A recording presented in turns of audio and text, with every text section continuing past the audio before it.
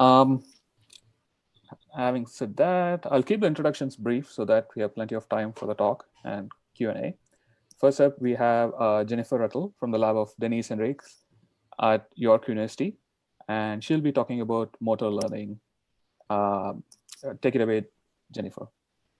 All right, let's get my screen shared with you all. Okay.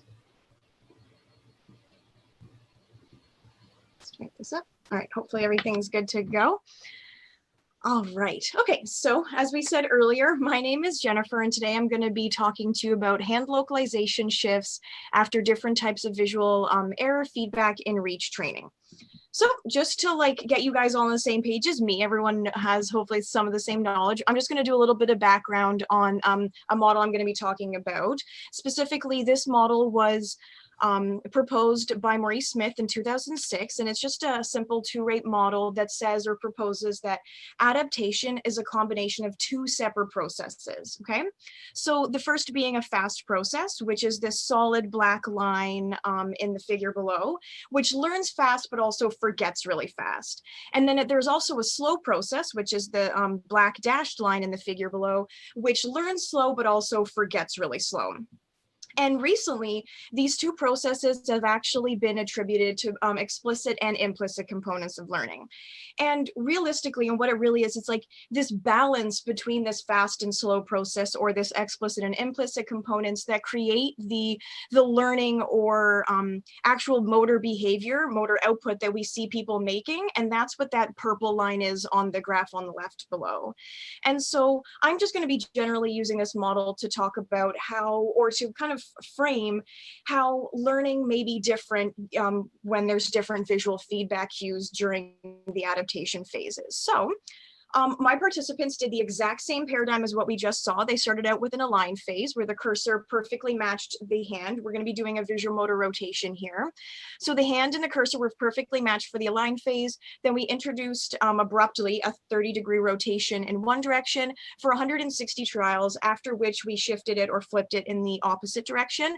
And then we, on this dashed line, we're back at what we call clamp trials. And so here, the cursor always went directly to the target, regardless of where the person moved. This ensured that they were not getting any visual feedback, and thus there was no visual error during those trials. They were just moving straight, the cursor moved straight to the target. And so, as I said, we wanted to look at how visual feedback might change the model. So we had three different kind of visual feedback groups. So the first one's the common one that we all probably know, and this is what we called continuous feedback. So the cursor was visible the entire time the participant moved out to the target. And if we see on the left here, they did great during aligned, and they were able to learn the rotation really fast. They tried to learn the counter rotation, and then they show us this really nice and iconic kind of rebound during those clamp trials. Rebounding back to this performance they did during the first learning phase based on the slow process of the model. And then our second group is what we call the terminal group. The cursor was not visible the entire time they moved out to the target, and it was only visible once they stopped at the actual target. And so we can see here that their movements were actually very similar to the continuous group. So even though they weren't getting that visual feedback during training, they were still showing pretty similar trajectories, which was great. And then our final group's a little different. You might notice that there aren't any reaches for the first three phases, only during the clamp phase.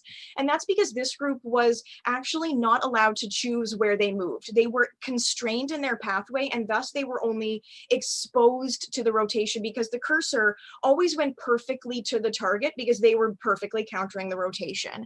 And this means that they didn't make any, they made no errors during these first three phases, but during the clamp phase, we did let them move volitionally, and we can see they're producing pretty much identical rebounds or reach trajectories as the other two groups, indicating that even though they didn't get to move around during those first three training phases, or we're still seeing similar shifts.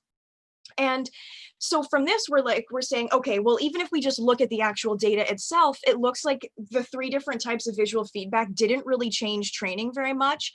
And so we actually, for the first 2 groups that we had training throughout the entire way, where we had reaches the entire time, we fit the 2 rate model to them. And here I've just uploaded the model output, and we can see both lines are basically right on top of each other, indicating that not only are the reaches and the actual behavior we're seeing very similar, but even the model output is very similar between these 3 different feedback conditions, or the 2 conditions. So getting to those hand localizations. So after every training trial, we also ask the participants, where do you think your hand is? And so once again, we'll have the same kind of paradigm here. And what we did was basically, after a training trial, the right hand, which was hidden from view and holding the robot, was dragged out to a location on this arc that was visible in front of the participants. The arc was as far away as any of the reach training targets were, so they were just dragged out to a location out in front of them with their right hand, which was hidden from view, and then they used their left hand to indicate where they thought their right hand was. And so if they thought their hand was exactly where their hand actually was, we would see a straight line across 0, indicating that they were right on target and they were always perfectly right. But when I layer the 3 groups here, we can see that they're not flat. And in fact, after really only 1 rotated training trial, we're seeing this like pretty big significant shift in where they think their hand is. And not only that, but it also shifts when they get that counter rotation.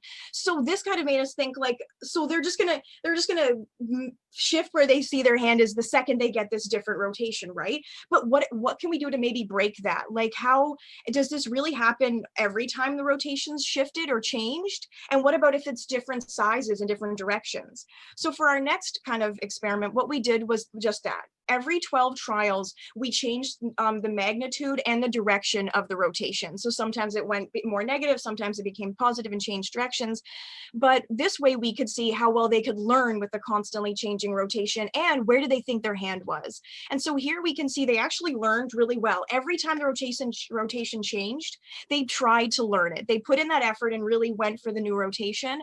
And they even shifted where they thought their hand was. It was incredibly fast and awesome and surprising to us to some degree, which means it just wants to keep shifting, and who knows how we can stop it. But generally, yeah, it's from all of this, we're kind of seeing that these shifts in where you think your hand are synonymous with motor learning, regardless of the cursor feedback that you experience during training. And that's it. Thank you. So that's the applause on behalf of the attendees. So questions. People, please feel free to ask questions. And if any of you want to come online or on screen, do mention it in the chat. In the meantime, so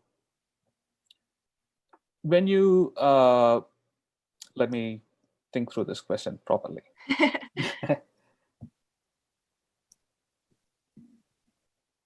So what you're showing is that there is an internal way that people can identify where their hand is moved to, right? Like a proprioceptive. Exactly. Proprioceptive, you know, like the muscle spindles about where your arm is in space, the fact that you're holding the robot, as well as there's a prediction about you. So the main thing is that since we're not letting people actually choose where they go, they weren't able to make any sort of like efference copy or idea about where they were going to move. So when we're measuring where they think their hand is, we really think we're measuring as pure as we can get to just what that proprioception is saying, because we're not letting them choose where they go. Their hand is just dragged out and then they have to indicate that. Okay, got it. So we have some questions here from Jaran. Do you want to come online? Or if not, I can just, I'll just go ahead. Okay, so how well does the model predict the fast changing target? So if I'm understanding this correctly, Right now, we actually don't have, there's nothing in the model that we don't tell it anything about target. We, in fact, actually, we have 4 training targets they reach to. They're all within 60 degrees, but they're not, we don't look at them differently. We just combine them all. So at this point, there isn't any like kind of consideration for target, but I do know that the original McDougle paper where they attributed these to explicit and implicit components, they did either having the targets in like one quadrant or spread around the whole thing. And the model did show slightly, did show a difference in the balance between the fast and slow process when you add more targets. We have also, like, one other thing that would be interesting is actually just like, because we're not having them, the original model was assuming that they were only doing reach training trials. Now we're having them do a reach training trial, then a localization trial. So this is different. And at this point, I still haven't figured out the best way to change the model to like account for that like time lag or something like that. But that is, I hope that answered your question.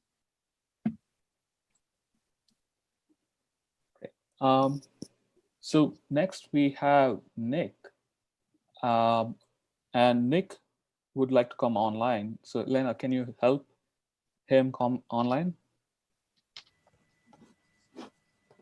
Hello, can anyone hear me? Hello, Yes. hello. All right, thanks for the talk. That was really interesting.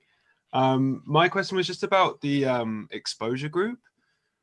So were they actually making any movements, or were they just visually observing these like fixed trajectories that you were talking Yeah, about? great question. And there is some papers that like have people physically just watch it and do what they call like observing, but we actually did have them moving. So they, because something I didn't explain is that there was a time constraint. We wanted them to move pretty quickly. So they had to like reach the target within 800 milliseconds. So we didn't let them move left or right, but they just had to like move as far away as they could. And basically there was a pillow at the end stopping how far they could move, and almost like a pillow on either side. So they got to move, but they really had no choice over where they moved or even realistically how far they could move. They just had to, because they had to go to the end of the target.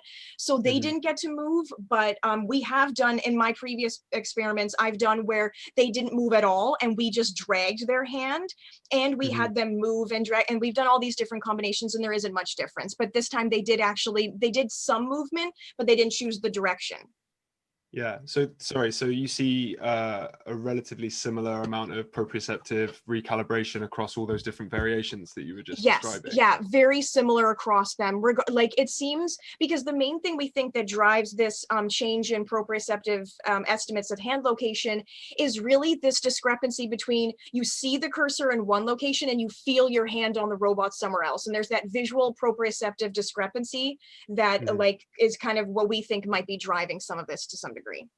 Cool, great, thank you. Great question, thanks. All right, so next we have a question from JJ Orban. What is the link between the two phenomena, shift in hand and adaptation? Does the fact that it happens in one trial suggest that those are completely independent? Because adaptation does not really happen in one trial, even though there is some one trial adaptation. And unfortunately, it cannot come online. So this is a great question and is honestly something that we are really trying to like dive into, because you're right. At first we were for a while before we had this like, and we realized it was so immediate, we were thinking that maybe hand localization shifts something, because to some degree, I would imagine that when you're doing this adaptation, I can see that if you shift where you believe your hand to be, that may affect where you think your start positions are and all of these things. So that's why we do think that they're definitely mostly independent, I would imagine, but there's got to be some bleed over of like, because we see them happening in the same context. You're right, there could be a third variable that we're not even capturing, but it does seem like there seems to be something that this change in where you think your hand is affects adaptation to some degree, but we're just not sure, which is why we really want to see if there's ways that we can stop the shifts in felt hand position from happening. And if adaptation still happens, and slow it down and things like that, but we haven't seemed to be able to do that. So maybe that is kind of proof that it happens really quick and it changes your start position, which then has some effect on adaptation throughout more training. But something we definitely need to look into more. Thank you for the question, and coming on this late if your family's asleep. Great. We have a question. We have a couple more questions. One from Jonathan Say, which has, I think they're split between the chat and the question and answers. Do you think changes in hand localization drives motor adaptation? That's the first question. And is there a reason why hand localization saturate around ±5 degrees? So I think yeah, we definitely do think that this change in felt hand position is driving adaptation to some degree. We do think that it goes in that direction as opposed to adaptation to shifts in hand position. We think that the arrow would go the other way. This whole capping thing that you're suggesting is so interesting to us because we have questions about if we do a stepwise paradigm, can we increase this? But I think to some degree, it naturally makes sense that if my hand is here, I'm not going to believe it's 7 miles over there. There's got to be some physical limit to that. So it does seem to be limited to about 8 or between 5 and 10 degrees. It seems to be that. We aren't entirely sure why, but it may just be proprioception being I can't believe my hand is that far away. Great.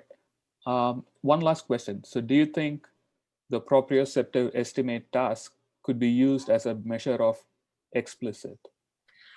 It would be nice if it could because it's so pure, but I've been in this lab for a few years doing this task for a while, and I'm doing it. I'm I know where my thumb is. I'm perfectly, and I always am off. So this is implicit because even me being I know what I'm doing, you can't fool me. I still show this same shift. So it's definitely something going on implicit that we don't have access to explicitly. But yeah, really good question. Great. So if you have more questions, we can always ask.